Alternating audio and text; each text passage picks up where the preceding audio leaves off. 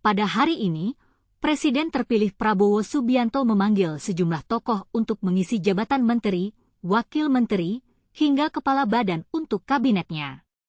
Salah satu tokoh yang dipanggil adalah Dyah Roro Esti, politisi Golkar yang juga anggota DPR. Ia tampak menunjukkan simbol cinta kepada wartawan usai bertemu Prabowo. Dyah Roro Esti menyebut dirinya dipanggil untuk menjadi wakil menteri, namun masih merahasiakan posisi kementerian yang nantinya akan ia tempati. Tidak hanya Dyah Roro Esti, politisi PSI Isyana Bagus Oka juga dipanggil Prabowo untuk bergabung ke kabinet. Isyana akan siap ditempatkan sesuai kebutuhan. Kedua tokoh ini hanya 2 dari 50 lebih tokoh yang dipanggil Prabowo pada hari ini.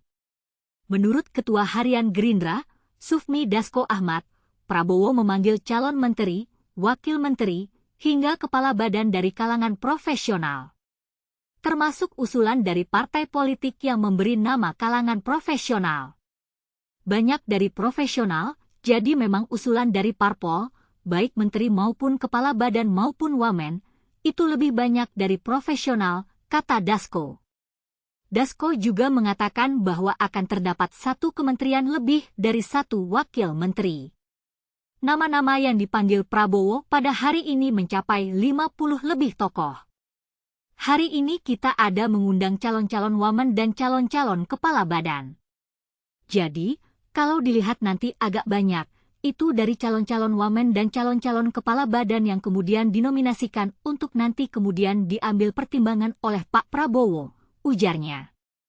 Tokoh-tokoh yang dipanggil Prabowo pada hari ini berasal dari berbagai kalangan, mulai dari politisi, profesional, hingga artis. Ada nama-nama seperti Raffi Ahmad, Babe Haikal, hingga Yovie Widianto. Mereka semua dipanggil untuk mengisi jabatan di kabinet Prabowo.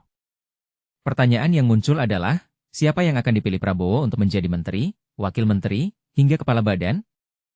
Apakah mereka semua akan siap ditempatkan sesuai kebutuhan? Kita tunggu kabar selanjutnya dari Prabowo.